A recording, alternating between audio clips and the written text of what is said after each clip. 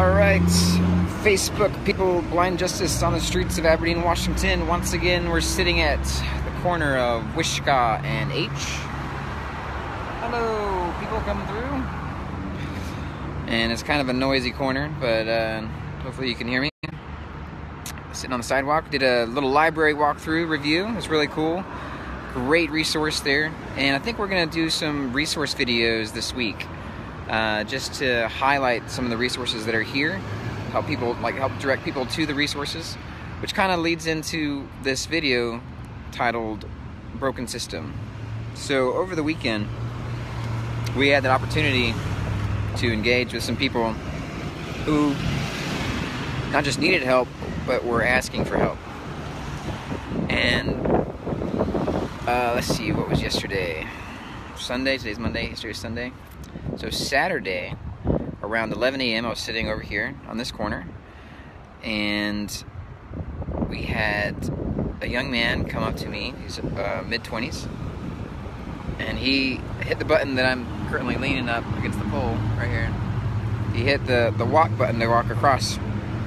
I was actually on the pole just over here, on the other side of the crosswalk, same corner, just on a different part of the corner.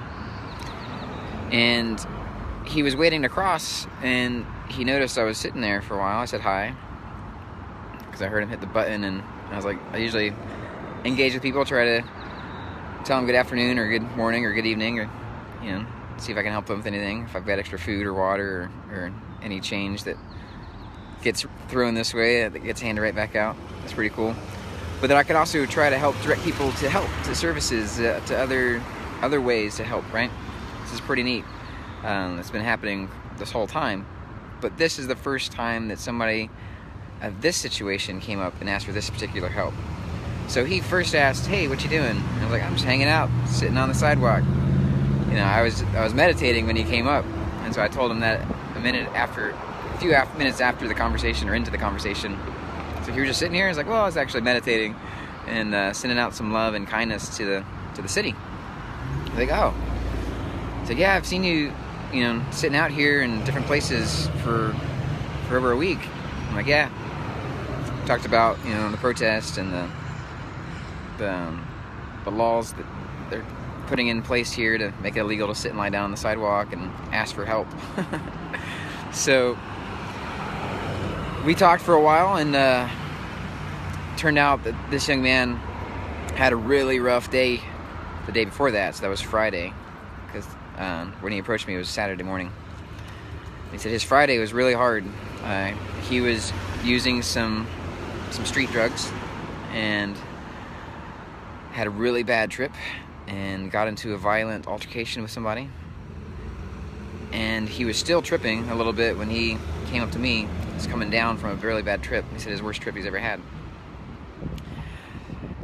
And so he just asked if he could sit with me for a while. And he sat with me all day as we tried to coordinate getting him help, right? So he said, "Hey, I want to get clean."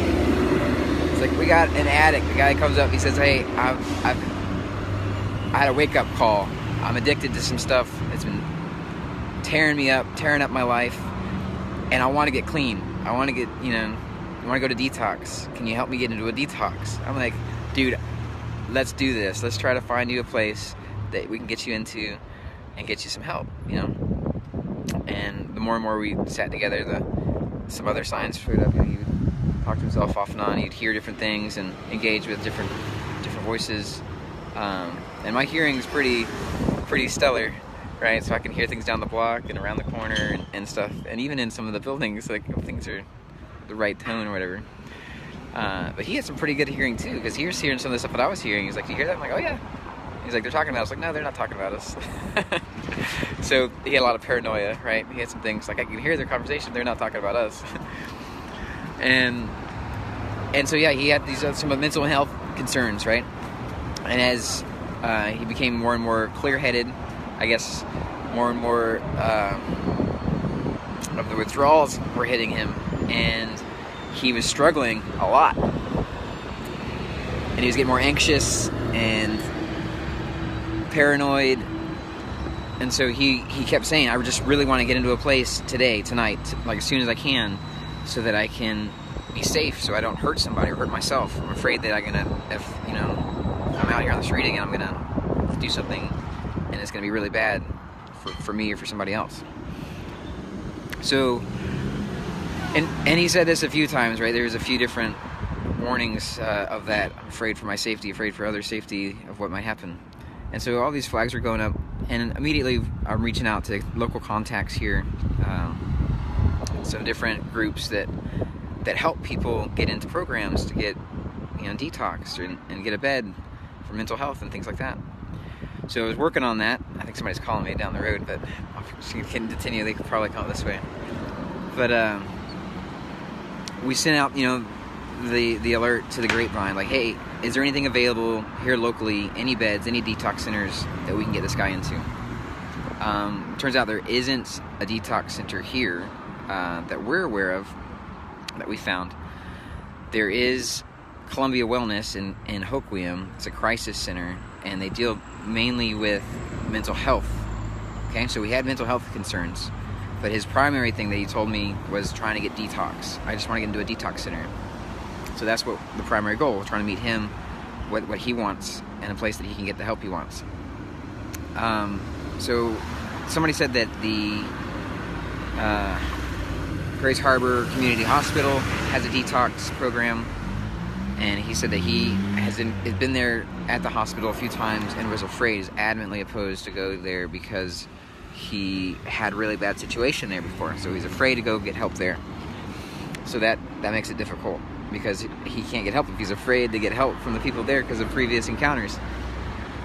So we called the crisis line. We called the local crisis center, the Columbia Wellness Center in Hoquiam.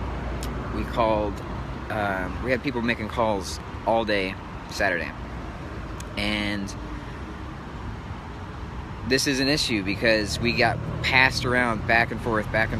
They said, okay, you need to call this line. We don't have anything available. It's a Saturday. Our hours are Monday through Friday, like 9 to 5 is the typical response we got from most of these places.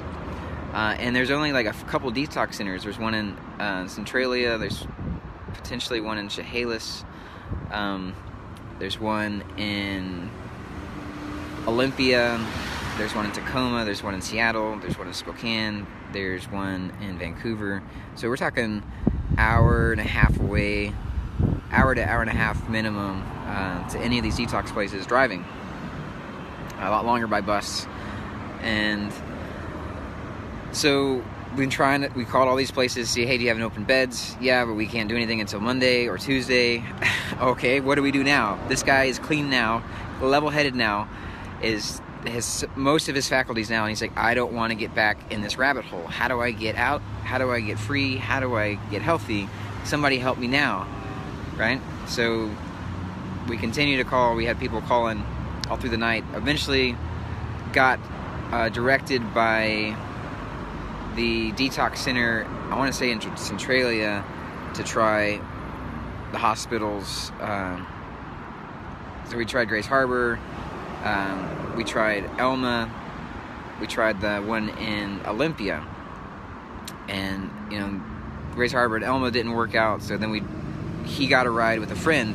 We coordinated for him to get a ride. A friend came, picked him up, drove him to Olympia and to the St. Peter's Hospital there. Went to the ER. They checked in, told them exactly what they were there for. They're trying to get to the detox, as they were told that they had a detox program in Olympia at St. Peter's. Well, little did they know, that program ended. They didn't have a detox center there anymore. The people at the check-in counter at the ER didn't tell them that no longer is there. So they checked them in. They sat about 15 minutes, went to triage. He told the triage the same thing, trying to do detox. I also have mental health concerns. So any way you can get me into a place where I can get monitored and get help, I really need that. I'm afraid I'm going to be harm to myself or others, right? So he keeps telling people this, trying to get help. Please help me, please help me. And they sat in the waiting room for 2 hours, over 2 hours. And the ER waiting room filled up, emptied out, filled up, emptied out, filled up a third time, where all the people that were in there got seen and he's still sitting there. And this is, so withdrawal, dealing with that, his anxiety is rising. He's saying this is obviously discrimination. They're treating me like trash. They're not seeing this as an emergency. Like, I need help. What do I do? Finally, they call him back. When he was right about to walk out, they finally call him back. And then the friend sitting with him asks, like, hey, do you guys have a detox? Are you going to get him into a bed? We've been here for a couple hours. You guys can be able to help. And the person taking him back is like, oh no, we don't have a detox here anymore. And so that crushed this poor guy. He was crushed. Both of them. Their friend that was there, like, we're like, what? So it's like, well then why is he getting brought back? He's like, well, he's gonna talk to a doctor, and then we'll go from there. We'll get him some resources that he can go try to find to get help. So the same thing that's been going on all day Saturday was somebody says, yeah, there's resources available. Okay, where is it? Oh, go talk to these people. And now they did it in person. Drove, an hour and a half and sat for a couple hours. And finally says, oh yeah, here's a place where you can get resources. That's been going on. That's been going on all day. So he was real upset with that. Walked out from the doctor because the doctor said, we've got a crisis case manager that could see you probably in a couple hours to get you further plugged in somewhere, but we don't have a space here. So he walks out. And then the friend stayed in the parking lot with them, trying to find and call everybody locally in Olympia, see if there's anything open, any beds, anyone who can help get him in place to get the help he was asking. And a couple hours of that go by, get the same thing, get passed around some national centers, called some national hotline, said the closest thing to you is in Nevada. And so the friend's like, what are you talking about? Like, how do you not have things available for people 24 hours a day, centers that they can get to get help? Like, drug addiction's a 24-hour-a-day thing. It's not 9 to 5, Monday through Friday, right? So eventually they got told there's a place in Centralia. They drove there, wasn't accessible, wasn't open. They went to Chehalis. They were driving most of the night, and then finally decided to come back to Aberdeen and give the guy, make sure he had a place to sleep where he was safe. And then they tried again, tried calling people locally. They finally got to the Columbia Wellness again, through the crisis line, and said, hey, what can we do? Do you have any beds available today? Because that's part of the thing that kept happening, is that some of these places have beds, and some of them were full. So they just said, keep calling every day, even a couple times a day, to say, hey, your bed's still full? Do you have any space? But even with that, even if they have an open bed, the process to get in a bed, a lot of times they push them off till the weekday, Monday or Tuesday, because they have to go through these hoops. So part of the hoops now for the system is, yeah, we had a bed open up because a guy ran away. So that happened yesterday morning, Sunday morning. And so they said, well, what do you need? What can we do to get him in? Because he was seen by the doctor in the hospital, and you can, what do you need? You just need that guy's notes or what? And so he's like, well, yeah, he needs to be cleared. He needs to have this, and this done, this kind of workup. And so we're like, well, we talked to him again and said, hey, man, do you feel comfortable trying the Grace Harbor community? It's been an extra day since he last got his hit, and he was more kind of clear-headed, even though he was struggling with anxiety and with withdrawal. He felt safe with the group of friends that have been helping him, that he's been getting help with, getting love and attention with. So he felt safe enough, as long as one of them were able to walk with him into the hospital and sit with them through the process to get the screening and all the stuff that the Columbia Wellness Center required.